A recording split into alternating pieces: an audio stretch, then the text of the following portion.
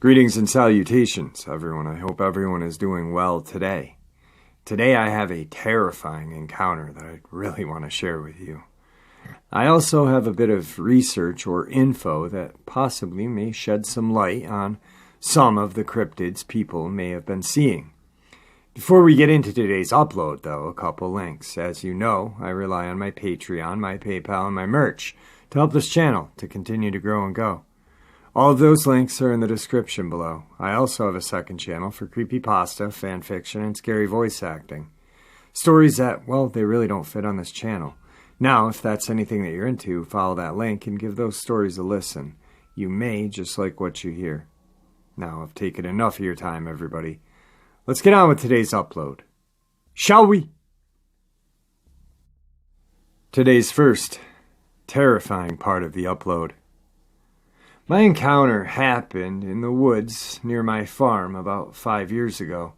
I was 17 years old, and our farm was about a mile from our nearest neighbor, 10 miles from the nearest town. My parents had taken a trip with my aunt to Vegas for the week and left me to run the place with the dogs. There had always been some weird stuff going on around the farm. Animals going missing, animals turning up, torn up, weird tracks, etc. Dad and Grandpa always told me it was coyotes, but after I'd gotten a bit older, they had told me that there had been sightings of bobcat and mountain lions back in the area for the first time in over 50 years. But those DNR boys would never admit to it, even with trail cam footage of them. I'd been taking nightly walks for a couple of years, but never further than the big lamplight would show. One night I start walking and go way away from the farm and the light. It was a full moon, and there was fresh snow on the ground. Everything was clear for miles, and you could see like it was almost daylight. And something possessed my dumbass to go out there in the middle of the winter by myself. My dogs would usually come with me on little walks like this, but they were nowhere to be found. I figured they were out hunting little rodents or something, so I left without them. I walked the path along our empty cornfields and down the path that led to our pasture. It was about a quarter of a mile down a hill walk. Down in this pasture, there's a canyon and a creek that runs through the whole thing. From our end of our property all the way to the next county. Inside of this, there's a pretty sizable forest, with huge old trees all the way down. It was one of those places that was perfect to grow up near. I spent a lot of time down there throughout my whole life and never really had anything out of the ordinary happen. I had my headphones on and I was listening to some metal, just enjoying how cool everything was, how lit up everything seemed, even past the tree line. I figured, being just over 6 feet tall and overly cocky weightlifter, I didn't have anything to worry about out there, so my dumbass went down next to the creek bed, in the middle of the winter, alone and unarmed. Mistake number 1. I followed the creek for quite a ways until I ended up at a part of the bed where the banks and the walls of this little canyon were too angled to climb up, and there weren't any paths out. I stopped for a bit and watched the moon and the stars, just admiring it all. Don't think I'll ever forget how pretty everything was. About that time, I ended up turning my music off, just to take it all in. I guess it wasn't cold enough for the creek to freeze all the way, and every little sound out there in this place just echoed on the top of the little sounds of the running water. The whole place just made every one of my senses feel exaggerated. I stood there for a minute or two, when I started getting this horrible feeling in the pit of my gut, like the most terrible thing in the world was going to happen at any second. I looked around a bit, didn't want to freak myself out over nothing, so I gave it a little bit of time. That was mistake number 2. I should have just walked out of there. Now at this point, I start hearing something moving through the snow and the brush on the other side of the creek. I'm pretty sure if it had been any other time or place, I wouldn't have even noticed it. It was so damn quiet beside the little trickle of water. I started to look around and spotted a little bit of brush moving a few yards from the other side of the creek bed. The only sounds were those exaggerated, amped-up steps, causing the thin coat of ice to crack and snap on the long grass near the shore. I won't lie, every horror story or terrible thing I had ever heard about ran through my head, and I ended up just getting stuck there, unable to move while this thing continued to creep out along the bank. I hadn't even seen it, and suddenly I just had the worst fear I had ever had in my life to this day. Finally, this thing came out, and by God, I almost pissed myself. This big black dog-looking thing came crawling out near the creek on all fours. It was so big, I don't know how in the hell it moved so quietly. It kept walking along in the open before it stuck its muzzle down into the creek and started drinking. I just stood there, glued to the spot. The whole place seemed to get darker with every second. About this time, I felt the cold for the first time that night, while this chill ran down my spine. Stupid me shivered. Mistake number 3. I had big copper buttons on my coat, and a couple of them brushed against each other. It had been such an insignificant sound down there. It seemed like I had hit tin roof with a hammer. This thing perked its ears up and raised its head to look at me. God, its eyes, I had never seen anything that green before. We stared each other down for a few moments, and this thing growled at me. About this point, I finally snapped out of it and began backing away, trying to get back out of this boxed-in space and away from this thing. This thing started to bare its teeth and growl more aggressively, and then I shit you not, it stood up on its hind legs, raising its front paws up to its side. Only they weren't paws, they were like hands. I thought I was going crazy or something, but I kept slowly backing off. Every step getting me a little closer to the path leading me out of the canyon in the creek. But even then, I still had a long way back to the house. This thing just kept watching me, like it wanted me to just back away and leave for the first few steps. Then it started walking along the other side of the creek, matching my pace, just slowly stalking me out. I'm shitting my pants and breathing heavily, but somehow managed not to lose my head and run. I think if I had done that, I wouldn't have made it out alive. Finally, I made it to the open area. Just had to get up this little hill and then make it across the pasture. Then it was only a quarter of a mile up another hill to home. I didn't turn my back on this thing and continued to back my way out and up the hill. This thing didn't seem to want to cross over the creek from the position it was at, but it kept walking. About the time I made it to the top and was looking down at this Dogman thing, it had made it to a more shallow spot at the creek bed and began to cross. At this point, I knew I had to pick up the pace. I finally turned and began to quickly walk to the pasture's gate as quickly as I could. I scrambled over the gate and looked back again. It was at the top on all fours again, still watching me with those eyes and teeth.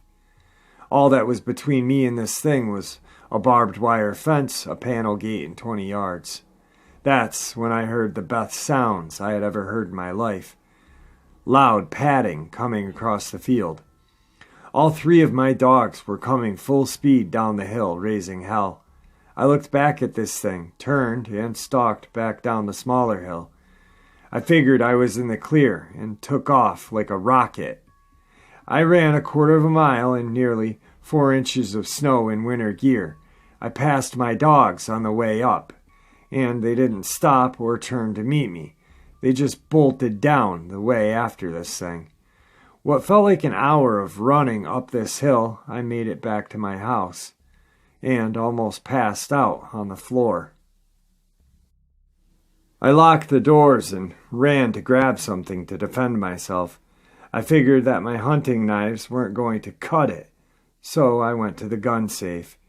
The only guns in the house are great-granddad's old double-barrel 20-gauge and a 22 and an old pump-action Remington 30-06 pump-action with a box of 40-year-old ammo. That had a horrible jamming problem.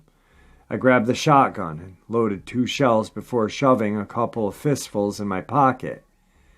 I just sat there in the kitchen with the death grip on this gun for hours, before I finally heard my dogs barking outside the house. I looked out the window on the porch and saw all 3 of them without a scratch. I dropped down onto my ass and cried like a child, not sure what to think.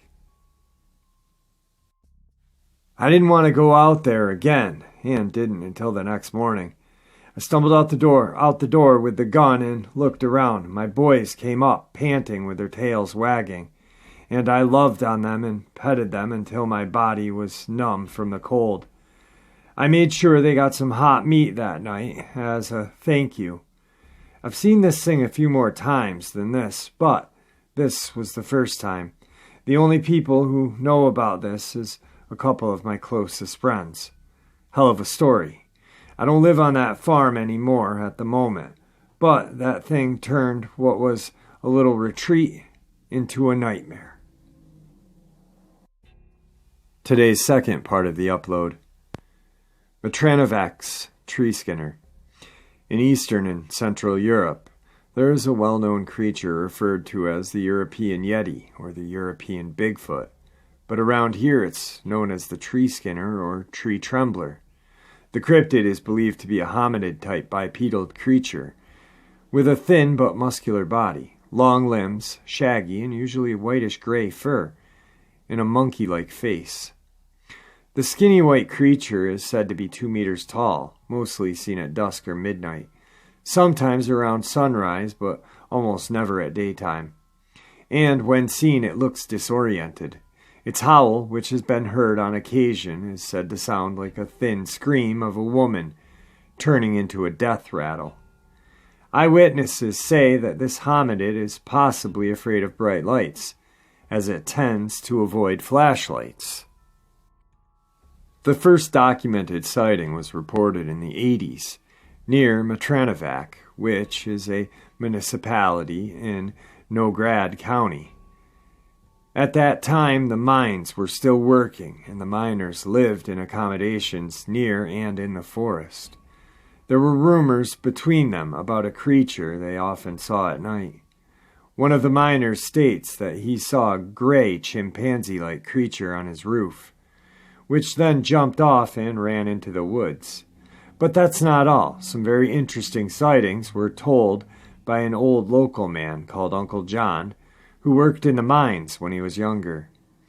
When his colleagues first told him stories about the tree skinner, he couldn't believe it, but that soon changed.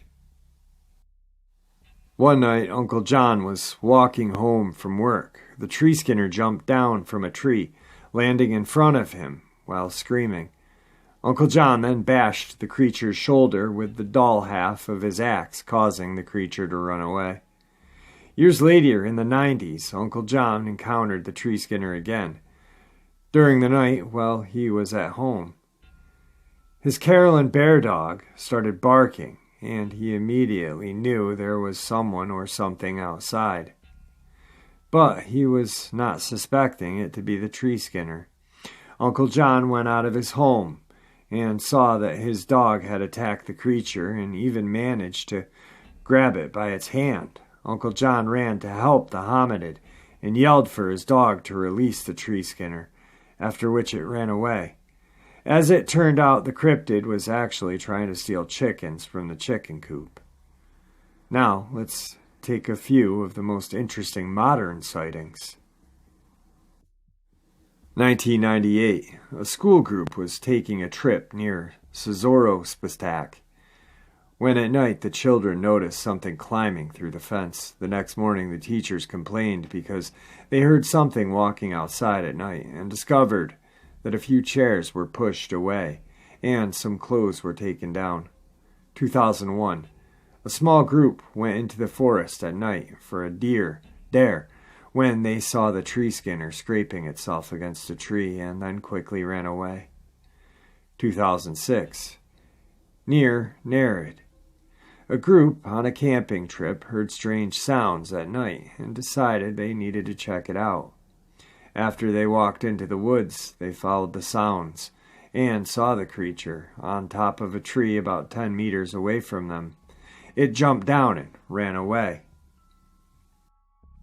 2008, near Matranovac, a group of friends went out at night to a nearby monument. While there, they suddenly heard dogs start to bark, so they ran out towards the nearby field. When they arrived, they saw the tree skinner walking into the forest. According to the eyewitness, the creature had arms so long that they reached its knees. 2012. In August of 2012, a witness saw and photographed the creature in Zitskatskos, Hungary, while he was driving in daytime. The cryptid ran out onto the road and into the forest. It looked disoriented, mostly likely due to the sunlight, as their eyes are believed to be very sensitive to light. 2015, again the creature was seen and photographed in the daylight, this time by a couple who were walking their dog. The creature was trying to hide behind a small building near the woods, howled and ran off into the forest. 2019, in December, there was a report from a person who believes they witnessed the tree skinner in Matran Zanatir. There was a snowstorm in the day and the area was totally white. He went for a walk with his dog, a medium-sized mutt, in the forest, and when they finally decided to turn back, it was already dusk. Suddenly his dog seemed to be scared of something or someone and ran away. The witness, standing there helpless for a minute, noticed that there was something about 30 meters away walking through the snow on 4 legs. At first he thought it was someone trying to scare him. So he yelled at the creature. After doing so, it started to run on all 4s, but then stood up on 2 legs. That was the moment he realized that it was not someone, but rather a something. At that moment, his wife called him on the phone because their dog was barking in front of their door, and she thought something bad had happened to him. The creature, possibly scared by the sound, took off back into the woods, leaving the witness alone. Finally, the last thing is that while you might think this is a new cryptid, that's not the case. For centuries, people in Central and Eastern Europe have mentioned beings like this in their folklore. In Hungary, people in Nógrád County told their children about a creature living in the forests called Koko. In Romania, it is known as the shepherd girl. In Slavic mythology, the creature is called Drakavek. Another creature, which could possibly be the tree skinner in other myths, is known as the Lashy. So, as you can see, this is not a new cryptid, but rather a creature rumored to have been around for centuries. If you guys want to read this article or check out some of the pictures, the article was at www.pinebarrensinstitute.com. An amazing little tidbit. I love little stories like this, and I'm really happy I found it to share with you guys. Once again, it's at www.pinebarrensinstitute.com. Alright guys, what a terrifying encounter the first one was.